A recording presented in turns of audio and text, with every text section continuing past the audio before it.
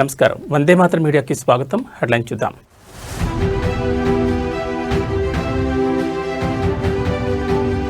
అధికార మదంతో మిడిసిపడుతూ మాట్లాడడం సరికాదు. అసెంబ్లీలో కేసీఆర్ పై రేవంత్ విమర్శలకు కేటీఆర్ కౌంటర్.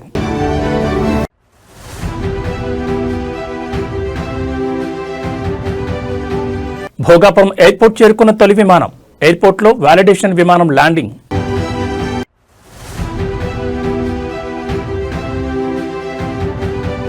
కాళేశ్వరంపై కక్షగట్టారు. పాలమూరుపై పగబట్టారు. తెలంగాణ భవన్లో బీఆర్ఎస్ కృష్ణా జలాలపై పవర్ పాయింట్ ప్రజెంటేషన్.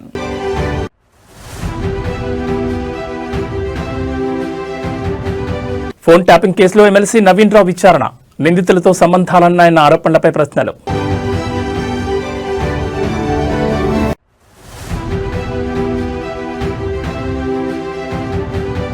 తిరుపతిలో హల్చల్ చేసిన మందుబాబుకు రిమాండ్. సిబ్బందిపై టీటీడీ చర్యలు. ఇక డీటెయిల్స్ చూస్తే కేసీఆర్ హరీష్ రావులను ఉరితీయాలంటూ సీఎం మాట్లాడిన వ్యాఖ్యలను మాజీ మంత్రి బీఆర్ఎస్ వర్కింగ్ ప్రెసిడెంట్ కేటీఆర్ గుర్తు చేశారు. సీఎం రేవంత్ రెడ్డి వ్యాఖ్యలను తీవ్రంగా ఖండించిన కేటీఆర్ అలా అయితే కాంగ్రెస్ ని ఎన్నిసార్లు ఉరితీయాలంటూ ప్రశ్నించారు. ఆదివారం తెలంగాణ భవన్లో మాజీ మంత్రి హరీష్ రావు ఆధ్వర్యంలో నిర్వహించిన పవర్ పాయింట్ ప్రజెంటేషన్ కార్యక్రమానికి హాజరైన కేటీఆర్ ఈ సందర్భంగా ప్రసంగించారు. ఎస్ఎల్బీసీ టన్నెల్ కుప్పకూలిన ఘటనను ప్రస్తావించిన కేటీఆర్ అక్కడ శవాలను కూడా బయటకు తేలిన స్థితిలో సీఎం ఉన్నారని విమర్శించారు. పేల్చేయడం, కూల్చేయడం, ఎగవేయడం తప్ప ఈ ప్రభుత్వానికి మరో పని లేదన్నారు. సీఎం స్థాయి మరచి బడివే అని తిట్టే స్థాయికి దిగజారని మండిపడ్డారు. తమకు తిట్లు వస్తాయని, అయితే తాము తిట్టడం మొదలు పెడితే రేవంత్ రెడ్డి తట్టుకోలేడని కేటీఆర్ హెచ్చరించారు. రేవంత్ రెడ్డికి ఒక భాషలోనే తిట్లు వస్తాయేమో కానీ తమకు 3-4 భాషల్లో తిట్లు వస్తాయని వ్యాఖ్యానించారు. రేవంత్ రెడ్డికి బేసిక్స్ కూడా తెలియవని, ఐఐటీకి ఐఐటీకి మధ్య తేడా కూడా తెలియదని కేటీఆర్ ఎద్దేవా చేశారు. బీఆర్ఎస్ నేతలను లక్ష్యంగా చేసుకుని అసభ్యంగా మాట్లాడితే తాము కూడా గట్టిగా ప్రతిస్పందిస్తామన్నారు. కానీ బాధాకరమైన పరిస్థితి ఏమంటే అందరి హక్కులకు కస్టోడియన్లా ఉండాల్సిన స్పీకర్ గారు ఇవాళ ఆయన బడివే అనే మాట మాట్లాడితే కళ్ళప్పగించి ప్రేక్షక పాత్ర వహిస్తుంటే ఏమనాలనో అర్థం కావట్లేదు. ఇది పార్లమెంటరీ భాషనా, ఇది ప్రజాస్వామిక భాషనా? మాకు అనరాదా ఈ మాటలు? రేవంత్ రెడ్డి గారికి నేను చెప్తా ఉన్నా, నీకు ఒక భాషలో వచ్చేమో తిట్లు, మాకు 3-4 భాషల్లో వచ్చు. తిట్టాలనుకుంటే మీ తాత జేజమ్మలు దిమ్మె తిరిగేలాగా తిట్టే శక్తి మాకుంది. కానీ ఇంత నికృష్టంగా, ఇంత అల్పంగా, ఇంత దారుణంగా మీరు ఏదైతే వ్యవహారం చేస్తున్నారో ఇది ఎందుకు చేస్తున్నారో మాకు తెలుసు. ఎందుకంటే మీ అజ్ఞానాన్ని కప్పిపుచ్చుకోవడానికి. నీకు ఐఐటీకి ఐఐటీకి అంతరం తెలియదు. ఐఐటీకి ఐఐటీకి అంతరమే తెలియదు. నీకు బచావత్కు బ్రజేష్ కుమార్ ట్రిబ్యునల్కు తేడా తెలియదు. నీకు అసలు కృష్ణా బేసిన్ నీ రాహుల్ గాంధీని ఉరిదీయాలి. ఎక్కడ? అశోక్ నగర్ నడి చౌరస్తాలో 2 లక్షల ఉద్యోగాలు అని చెప్పి మాట తప్పినందుకు రాహుల్ గాంధీని ఉరిదీయాలి. రైతులకు రుణమాఫీ చేస్తా అని చెప్పి మాట తప్పినందుకు వరంగల్లో రాహుల్ గాంధీని ఉరిదీయాలి. బీసీలకు 42% రిజర్వేషన్ అని చెప్పి మాట తప్పినందుకు మీ నాయకత్వాన్ని, కాంగ్రెస్ నాయకత్వాన్ని, రాహుల్ గాంధీని, రేవంత్ రెడ్డిని, కామారెడ్డిని ఉరిదీయాలి. ఉరి తీసుకుంటూ పోతే 420 హామీలు ఎక్కొట్టినందుకు 420 సార్లను నీ 420 కాంగ్రెస్ పార్టీని ఉరిదీయాలి. కేసీఆర్ గారిని పట్టుకొని నోటికొచ్చినట్టు మాట్లాడుతూ, పనికిమాలిన చెత్తవాగుడు వాగుతూ, నిన్న శాసనసభలో ఆయన మాట్లాడిన మాట బాధ ఎక్కడ అంటే, సరే ముఖ్యమంత్రి ఒక అర్భకుడు, అంగుష్టమాత్రుడు, ఒక నికృష్టుడు, ఇవన్నీ మనకు తెలుసు. సర్వభ్రష్ట ప్రభుత్వానికి ఇవాళ అధినేత ఈ ముఖ్యమంత్రి. కానీ ఎన్టీ రామారావు గారు, స్వర్గీయ నందమూరి తారక రామారావు గారు ఎప్పుడో చెప్పారు, అంగుష్టమాత్రులు, కుక్కమూతి పిందెలు కాంగ్రెస్ నాయకులు. నిజంగా ఇవాళ ఆ అంగుష్టమాత్రుడు అనే పదానికి, అనే మాటకి అర్హుడెవడని ఉన్నాడంటే రేవంత్ రెడ్డికి మించిన వాడు ఎవడు లేడు. కుక్కమూతి పిందెలు అని కాంగ్రెస్ నాయకులను తారక రామారావు గారు అనేది ఖచ్చితంగా వారికి తగిన మాట. ఎందుకంటే ఒక్కసారి అసెంబ్లీలో ముఖ్యమంత్రి రేవంత్ రెడ్డి కట్టుకథలు చెప్పారని మాజీ మంత్రి బీఆర్ఎస్ ఎమ్మెల్యే హరీష్ రావు ఆరోపించారు. తెలంగాణ ప్రయోజనాలను పణంగా పెట్టిందే కాంగ్రెస్ పార్టీ అంటూ ఘాటు విమర్శలు చేశారు. నల్గొండ జిల్లాకు మరణశాసనం రాసింది కూడా కాంగ్రెస్ పార్టీని అంటూ సంచలన ఆరోపణ చేశారు. తెలంగాణ భవన్లో కృష్ణా జలాలపై బీఆర్ఎస్ పవర్ పాయింట్ ప్రజెంటేషన్ ఇస్తోంది. ఈ సందర్భంగా మాజీ మంత్రి హరీష్ రావు మాట్లాడుతూ అసెంబ్లీలో అబద్దాలు చెప్పారు. పాలమూరు వలసలకు కారణమే కాంగ్రెస్ పార్టీ. నల్గొండ జిల్లాకు మరణశాసనం రాసింది కూడా కాంగ్రెస్ పార్టీని. విభజనలో సెక్షన్ 84 పెట్టి రాష్ట్రానికి అన్యాయం చేశారు. 11వ షెడ్యూల్లో మన ప్రాజెక్టులను ఎందుకు పెట్టలేదు? కాంగ్రెస్ చేసిన ద్రోహాలను కప్పిపుచ్చుకున్నారు. పాలమూరు, రంగారెడ్డి, డిండి ప్రాజెక్టులను 11వ షెడ్యూల్లో పెట్టకపోగా విభజన చట్టంలో రక్షణ కల్పించామని సీఎం చెప్తున్నారు. గోదావరి, బనకచర్ల ప్రాజెక్టుకు లోపాయికారి ఒప్పందం చేసుకున్నారన్నారు. రేవంత్ రెడ్డి మాట్లాడుతున్నాడు, సోనియా గాంధీ మనకు రక్షణలు కల్పించింది స్టేట్ రీఆర్గనైజేషన్ యాక్ట్లో అని చెప్పి నేను బుక్ పట్టుకొని చదివింది. ఇది స్టేట్ రీఆర్గనైజేషన్ యాక్ట్. ఇందులో ఎక్కడ రక్షణలు కల్పించింది? నిన్న మాట్లాడింది రేవంత్ రెడ్డి గారు అసెంబ్లీలో 11th షెడ్యూల్లో స్టేట్ రియాగ్నైజేషన్ కమిటీలో ప్రాజెక్టులు చేర్చి పాలమూరు రంగారెడ్డి ఎత్తిపోతల పథకానికి రక్షణ కల్పించింది అని మాట్లాడింది. I take out page number 118 11th schedule. ఇందులో పారాగ్రాఫ్ 10లో పెట్టినవి కేవలం అంద్రీనీవా, తెలుగు గంగా, గాలేరు నగరి, వెలిగొండ, కల్వకుర్తి, నెట్టంపాడు. మన తెలంగాణ రెండే పెట్టిండ్రు, కల్వకుర్తి, నెట్టంపాడు. మన పాలమూరు ఎత్తిపోతలు పెట్టలే. మన దిండి ఎత్తిపోతల పథకం చాలా ఇంపార్టెంట్.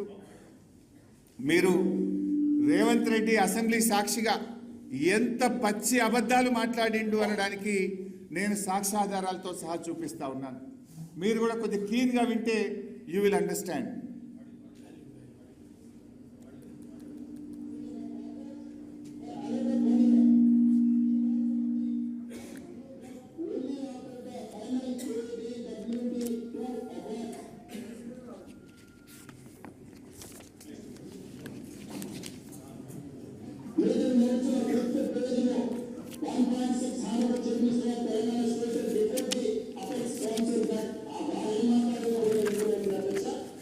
రాష్ట్రం ఏర్పడక ముందు అంటే 1956కి ముందు, ఆంధ్రప్రదేశ్ రాష్ట్రం ఏర్పడక ముందు అప్పటికే కట్టిన నిజాం సాగర్ లాంటి, దిండి లాంటి అనేక మైనర్ ఇరిగేషన్ మరియు మీడియం ఇరిగేషన్ ప్రాజెక్టులు కింద తెలంగాణకున్న ఆయకట్టు 3,000 ఎకరాలు.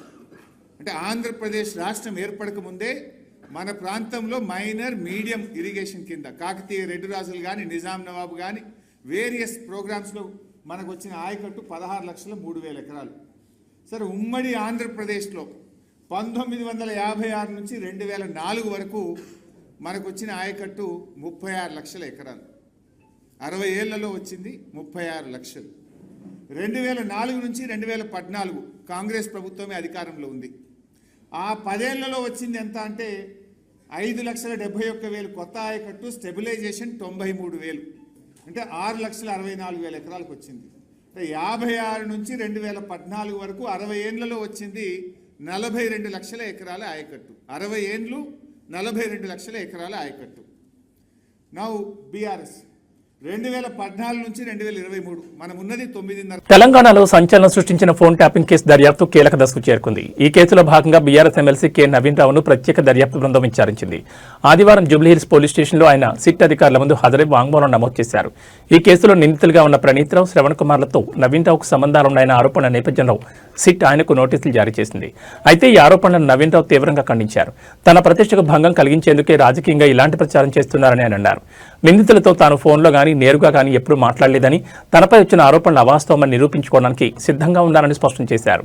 బీఆర్ఎస్ అధినేత మాజీ ముఖ్యమంత్రి కేసీఆర్, వర్కింగ్ ప్రెసిడెంట్ కేటీఆర్లను కూడా సిట్ విచారణకు పిలిచే అవకాశం ఉందన్న వార్తల నేపథ్యంలో నవీన్ రావు విచారణ ప్రాధాన్యత సంతరించుకుంది.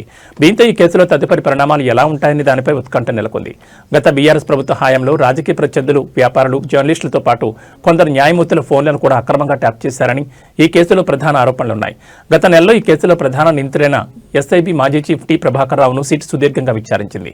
ప్రభాకర్ రావు కస్టడీ విచారణపై సిట్ జనవరి 16న సుప్రీంకోర్టుకు నివేదిక సమర్పించనుంది. ఈ కేసులో ఇప్పటికే సిట్ అధికారులు మాజీ డీజీపీ మహేందర్ రెడ్డి, మాజీ సీఎస్ సోమేష్ కుమార్ సహా పలువురు కీలక అధికారుల వాంగ్మూలాలను నమోదు చేశారు.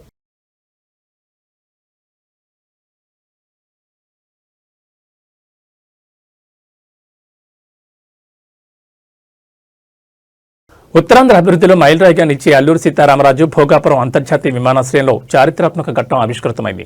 నూతనంగా నిర్మితమైన భోగాపురం విమానాశ్రయంలో తొలి విమానం విజయవంతంగా ల్యాండ్ అయింది. ఢిల్లీ నుంచి బయలుదేరిన ఎయిర్ ఇండియా వ్యాలిడేషన్ విమానం ఇవాళ ఉదయం రన్వేపై సురక్షితంగా దిగింది.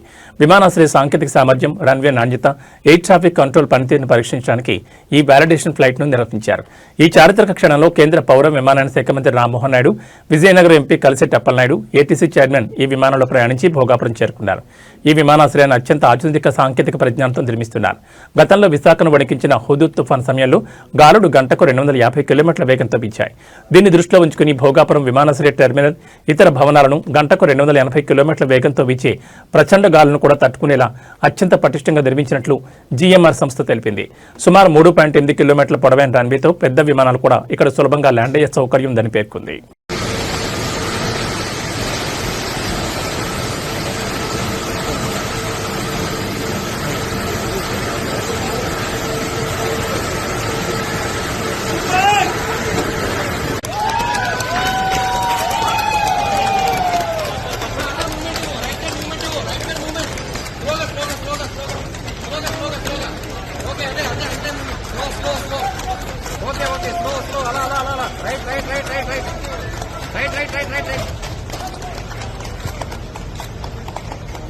ఓకే అక్కడికి వెళ్ళి బ్యాక్ వస్తుంది. ఓకే బ్రో చాలు. ఓకే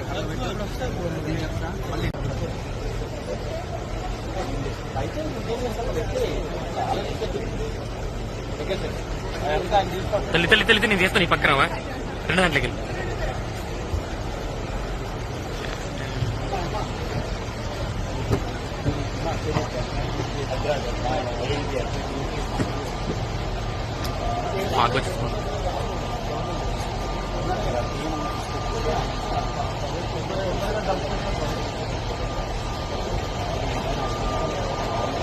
రాష్ట్ర వ్యాప్తంగా సంచలనం సృష్టించిన డ్రైవర్ రాయుడు హత్య కేసులో మరో ట్విస్ట్ చోటు చేసుకుంది. శ్రీకాళహస్తి జనసేన పార్టీ మాజీ ఇన్ఛార్జ్ వినుత కోట భరత చంద్రబాబు విడుదల చేసిన తాజా వీడియో డ్రైవర్ రాయుడు హత్య కేసులో కొత్త ప్రకంపనలు సృష్టిస్తోంది.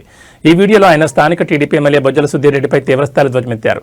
చెన్నై పోలీసులు రిమాండ్ రిపోర్టును అధికారికంగా బయటపెట్టక ముందే ఎమ్మెల్యేకు ఆ వివరాలు ఎలా తెలిసాయని ఆయన ప్రశ్నించారు. తమను అరెస్ట్ చేసే ముందు శ్రీకాళహస్తి సీఐ గోపి తమిళనాడు పోలీసులను ఎందుకు కలిశారో సమాధానం చెప్పాలని డిమాండ్ చేశారు.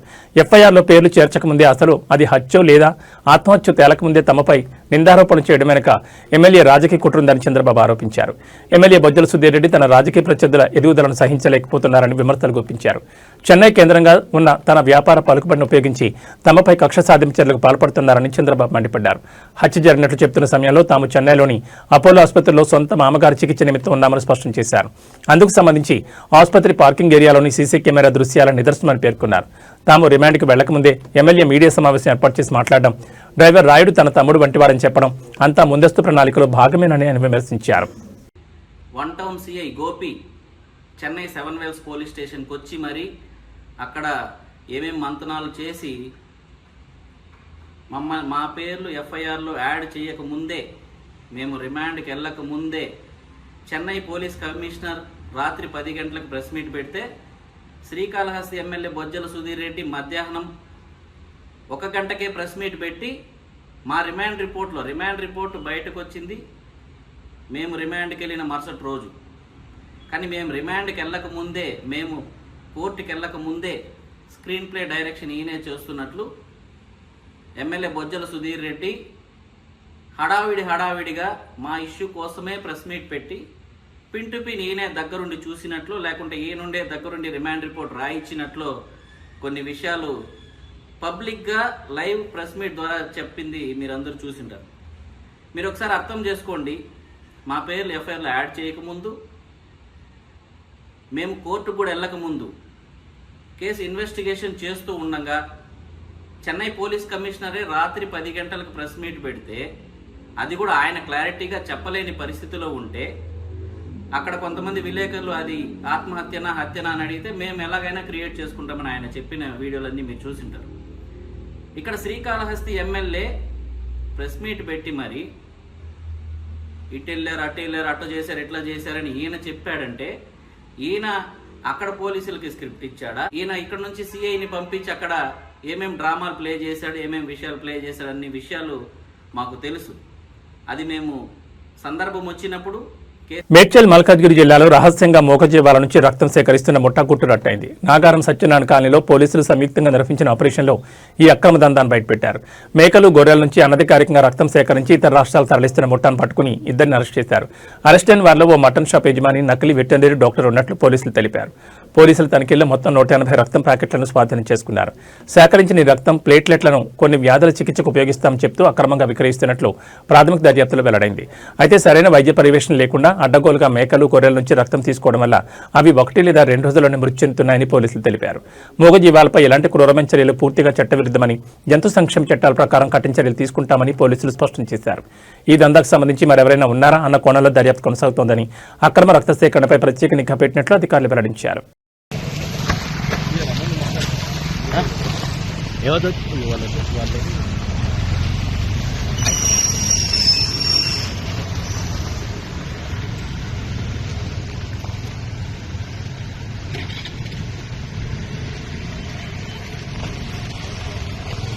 తిరుపతిలోని గోవిందరాజస్వామి ఆలయం గోపురం పైకెక్కి హల్చల్ చేసిన మందుబాబుకు కోర్టు రిమాండ్ విధించింది. స్వామివారికి ఏకాంత సేవ ముగిసిన తర్వాత ఓ వ్యక్తి మధ్య మత్తులో ఆలయంలో ప్రవేశించాడు.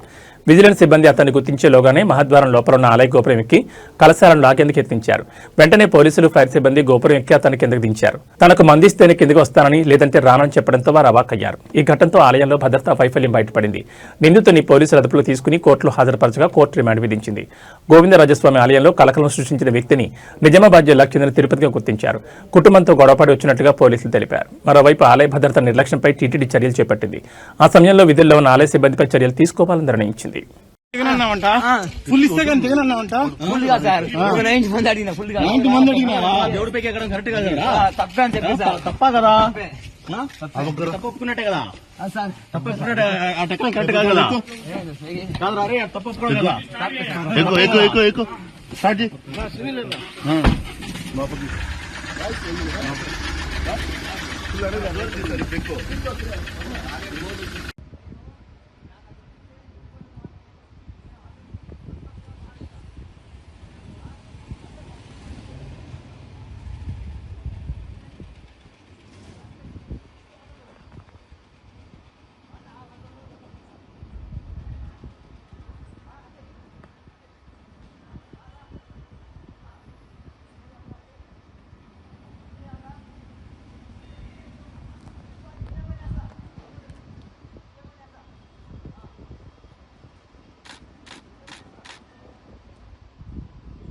ప్రముఖ యూట్యూబర్ నా అన్వేషణపై ఇండియాలో ఇప్పటికే 3 కేసులు నమోదైన సంగతి తెలిసిందే.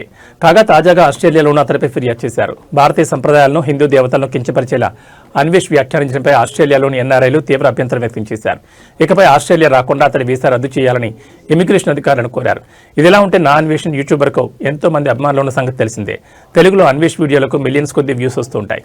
ప్రస్తుతం తెలుగు టాప్ యూట్యూబర్గా అన్వేష్ ఉన్నాడు. అయితే ఇటీవల హిందూ దేవుళ్లపై వివాదాస్పద వ్యాఖ్యలు చేయడంతో అన్వేష్ ఫాలోవర్ల సంఖ్య భారీగా తగ్గిపోయింది. నెట్జన్లు అతడిపై తీవ్ర ఆగ్రహం వ్యక్తం చేస్తున్నారు. అయితే అన్వేష్ మాత్రం తాను ఏ తప్పు చేయలేదని, దేవుళ్లపై చేసిన వ్యాఖ్యలకు క్షమాపణలు చెప్పానని అంటున్నారు. కానీ స్త్రీల దుస్తులపై శివాజీ గరికపాటు చేసిన వ్యాఖ్యలను ఇప్పటికీ ఖండిస్తూనే ఉన్నారని చెప్తున్నారు. అంతేకాకుండా ఇప్పటి నుంచి బూతులు మాట్లాడనని, ట్రావెల్ వీడియోలు ఆపేసి ఈ ఏడాది మొత్తం సామాజిక మార్పు కోసమే వీడియోలు చేస్తానని చెప్తున్నాడు.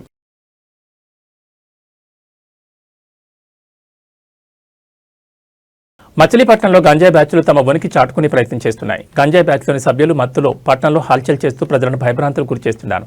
మత్తులో జోగుతూ గుంపులుగా రోడ్లపైకి వస్తూ ఆందోళన వాతావరణం కలిగిస్తున్నారు. శనివారం సాయంత్రం మచిలీపట్నంలో గంజాయి బ్యాచ్లు హల్చల్ చేసిన ఘటన సీసీటీవీ ఫుటేజ్లో రికార్డ్ అయింది. దీంతో వారి ఆగడాలు మరోసారి వెలుగులోకి వచ్చాయి. మచిలీపట్నంలోని సిటీ కేబుల్ కార్యాలయం వద్ద శనివారం సాయంత్రం కొంత హడావుడి నెలకొంది. గంజాయి మత్తులో కొందరు యువకులు రోడ్డుపై గొడవపడుతూ పరిసరాల్లో ఉన్న వారికి కంగారు పెట్టారు. అంతేకాకుండా అరుపులు కేకలతో బెంబేలెత్తించారు. వారిలో వారు గొడవపడమే కాకుండా రోడ్డున పోయే సామాన్యులపై సైతం తమ ప్రతాపం చూపించారు. ఈ క్రమంలో సిటీ కేబుల్లో పనిచేసే చలపతి అనే వ్యక్తిపై కూడా దాడి చేశారు. వారిని వారించి అడ్డుకోపోయిన సిటీ కేబుల్లో పనిచేసే ఇతర ఉద్యోగులపై దౌర్జన్యం చేశారు. అంతటితో కాకుండా సిటీ కేబుల్ కార్యాలయంలోకి చొరబడ్డారు. అక్కడ విధ్వంసం సృష్టించేందుకు యత్నించారు. వారి దాడిలో పలువురు సిటీ కేబుల్ ఉద్యోగులు గాయపడ్డారు.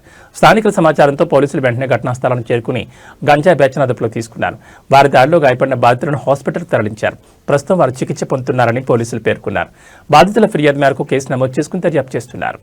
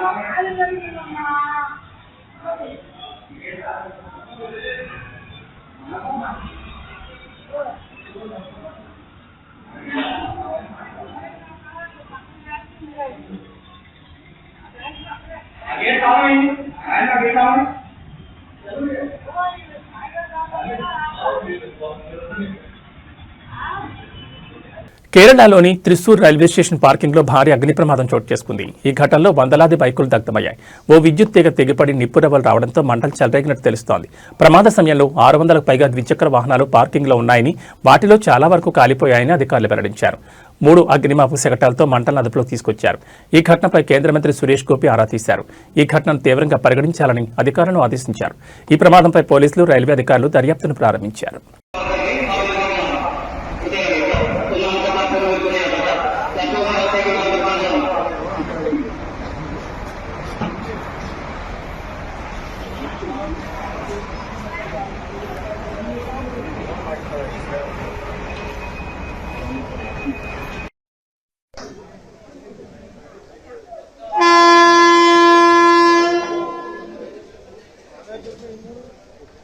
ఇవి ఈ బులెటిన్ విశేషాలు. మరో బులెటిన్లో మళ్ళీ కలుసుకుందాం. నమస్కారం.